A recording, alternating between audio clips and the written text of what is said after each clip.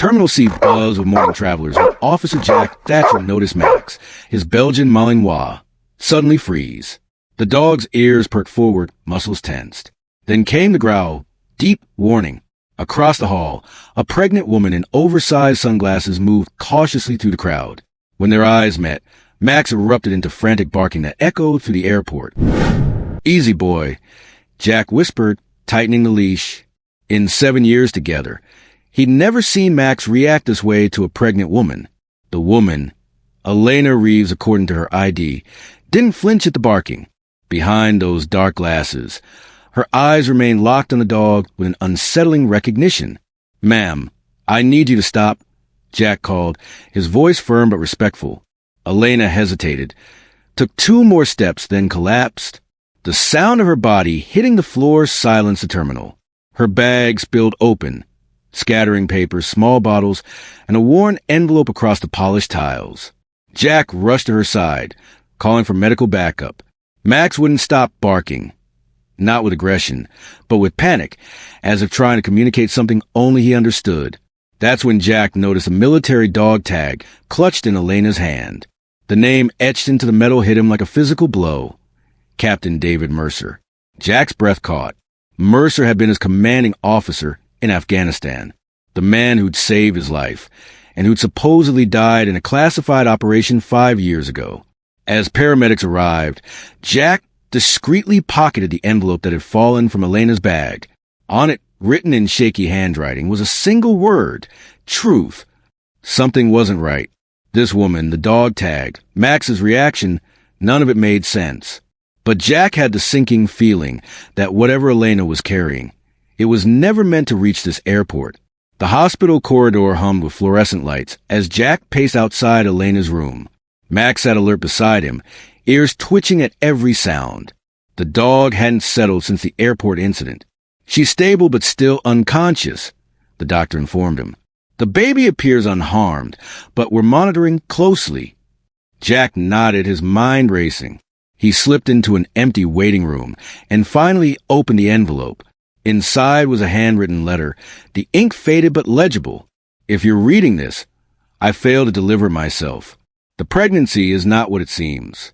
Project Chimera wasn't destroyed, it evolved. They're using her as a carrier.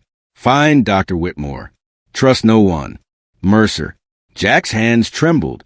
Project Chimera, a classified bioweapon program he'd helped shut down in Afghanistan. Or so he thought. Mercer had led that mission, supposedly dying in the process. Now his dog tags were with a pregnant woman, carrying a warning from beyond the grave. His phone buzzed, a text from an unknown number. "She's awake. Asking for you by name." Jack froze. He'd never introduced himself to Elena. When he entered her room, Elena's eyes locked onto his immediately. "Officer Thatcher," she whispered, her voice hoarse. "He said you helped me. Mercer sent you?" She nodded weakly. "They're after what I'm carrying. Not just the baby, something inside it. Something they engineered." Before Jack could respond, Max growled from the doorway. Through the window, Jack spotted 2 men in suits approaching, moving with the practiced efficiency of government operatives. "We need to leave. Now." Jack disconnected Elena's monitoring equipment and helped her up. "How did they find me so quickly?" Elena gasped as they moved toward the service exit. "Because they never lost you," Jack realized. "You were meant to lead them to something or someone." As they slipped out the back door into the rainy night, Jack's security clearance badge beeped with an alert. "Officer Thatcher, detained for questioning. Suspected terrorist collaboration." The hunt had begun, and Jack had just become the hunted. Rain pounded the windshield as Jack drove through the night, constantly checking the rearview mirror. Elena sat beside him, one hand detectively over her belly, the other clutching Mercer's dog tags. Max remained vigilant in the back seat, ears perked at every passing car. "How far along are you?" Jack asked, breaking the tense silence. 7 months, Elena replied. "But this pregnancy, it's accelerated. Should be 5 months at most." Jack's grip tightened on the steering wheel. "And Mercer? How did you know him?" "I was a research assistant at Langley. David discovered files about Project Chimera continuing under a new code name, Genesis. When he confronted them, he became a target. Her voice cracked. He found me before they killed him. Said the baby was evidence, proof of what they'd done. What exactly is inside you, Elena? She looked out at the rain-slicked streets. A data carrier, organic technology embedded in fetal DNA, military secrets, black site locations, names of double agents, information too sensitive to risk digital storage. Jack's phone buzzed. A text from his former partner, Sam Rivera. Safe house. 4371 Lakeside. Come alone. Can we trust him? Elena asked. We don't have much choice. As they approached the safe house, Max suddenly began whining. The same distressed sound from the airport. Jack slowed the car, scanning the darkened property. Something's wrong, he muttered, noticing a second vehicle partially hidden behind the house. They drove past without stopping. In the side mirror, Jack glimpsed movement, figures emerging from the shadows. They're using my contact to find us, Jack realized. We need someone off the grid. Elena doubled over suddenly, gasping in pain. The baby! Something's happening. Jack pulled into an abandoned gas station. Max jumped to attention, pressing his nose against Elena's stomach, whining urgently. He knows, Elena whispered through clenched teeth. Your dog can sense it activating. Sense what? The data package. It's designed to emit a specific frequency when it's ready for extraction. That's why Max reacted at the airport. He can hear it. Jack's mind raced. That's how they're tracking us. Not through phones or cameras, through the baby itself. As Elena's pain subsided, Jack made a decision. I know someone who can help. A former military doctor who went off-grid after Afghanistan. Dr. Sarah Chun. If anyone can understand what's happening, it's her. Elena nodded weakly. We need to hurry. Once the signal reaches full strength, they'll converge from everywhere. Jack glanced at Max, who remained fixated on Elena's belly. The dog wasn't just warning them anymore. He was protecting whatever was inside her. Dr. Sarah Chen's cabin sat nestled in dense woods, miles from the nearest road. Rain had given way to fog that clung to the trees like ghostly fingers. Inside, Elena lay on a makeshift examination table, while Sarah studied portable ultrasound images with furrowed brow. I've never seen anything like this, she murmured, pointing to an unusual shadow surrounding the fetus. There's some kind of synthetic membrane encasing the amniotic sac. Max hadn't left Elena's side, his head resting protectively near her belly. The dog senses it, Sarah noted. Military working dogs were part of early chimera testing. They can detect the frequency these biotech implants emit. Jack paced the small room. What exactly are we dealing with, Sarah? She turned off the ultrasound, a biological data storage system. They've engineered a synthetic DNA sequence within the fetus that stores information, like a living hard drive. The pregnancy is just a delivery system. Why not just use a flash drive? Jack asked. Because this can't be hacked, copied, or detected by normal means, Elena interjected. It passes through security checkpoints unnoticed. The perfect courier system. Sarah nodded grimly. And once the baby is born, they extract the data and dispose of both of us. Elena finished, her hand trembling on her stomach. Jack slammed his fist against the wall. Mercer discovered this and tried to expose it. Not just expose it, Elena said quietly.